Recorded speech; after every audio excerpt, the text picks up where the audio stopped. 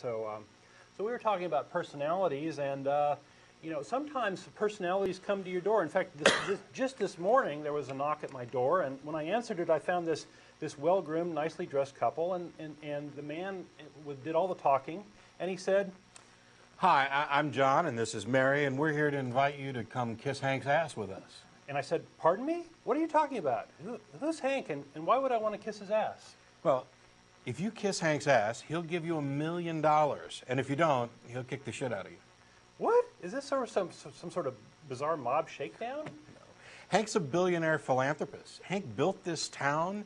He owns this town. He can do whatever he wants, and what he wants is to give you $1 million, but he can't until you kiss his ass.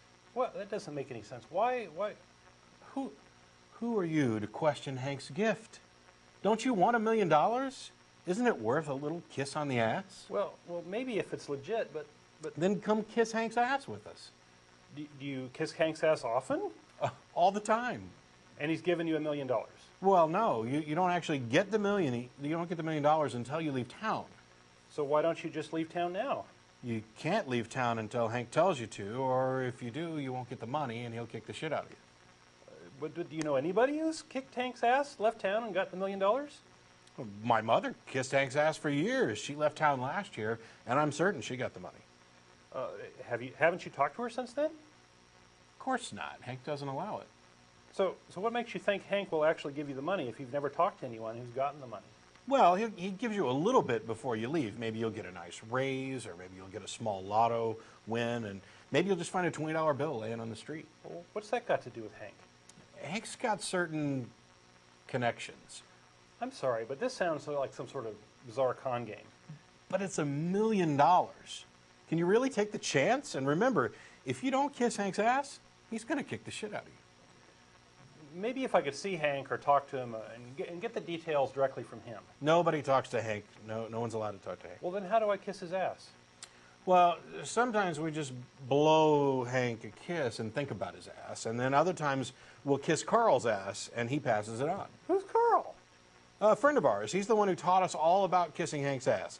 All we had to do was take him out to dinner a few times. And you took his word for it when you said there was a Hank and Hank wanted you to kiss his ass and that Hank would reward you? Oh, no, of course not. Carl's got a letter that he got from Hank years ago, explains the whole thing. Here's a copy. Let me show you. From the top, it says, "From the desk of Carl," and item number 1 is, "Kiss Hank's ass, and he'll give you $1 million when you leave town." Number 2 is, "Use alcohol in moderation." Number 3, "Kick the shit out of people who aren't like you." Number 4, "Eat right." Number 5, Hank dictated this list himself. Number 6, "The moon is made of green cheese." Number 7, "Everything Hank says is right." Number 8, "Wash your hands before going to the bathroom." Number 9, "Don't use alcohol." Number 10, "Eat your wieners on buns, no condiments." And number 11, "Kiss Hank's ass or he'll kick the shit out of you."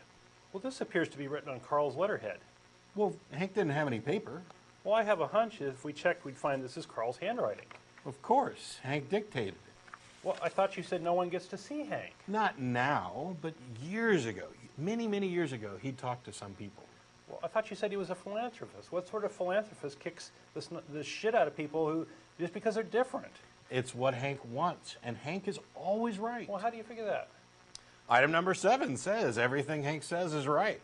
That's good enough for me. Well, maybe your friend Carl just made this whole thing up. No way. Item number 5 says Hank dictated this list himself. Besides, item number 2 says use alcohol in moderation. Item number 4 says eat right. And item 8 says wash your hands before going to or after going to the bathroom. Everyone knows those things are right, so the rest must be true too.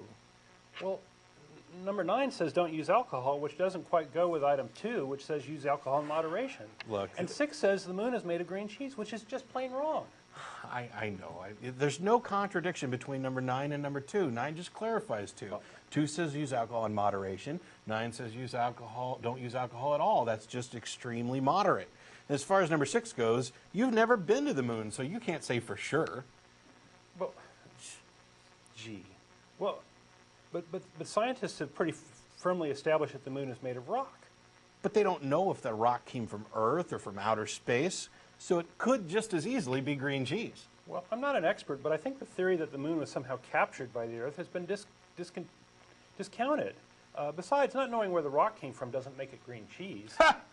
You just admitted that scientists make mistakes, but we know that Hank is always right. We do? Of course. That's item number 7.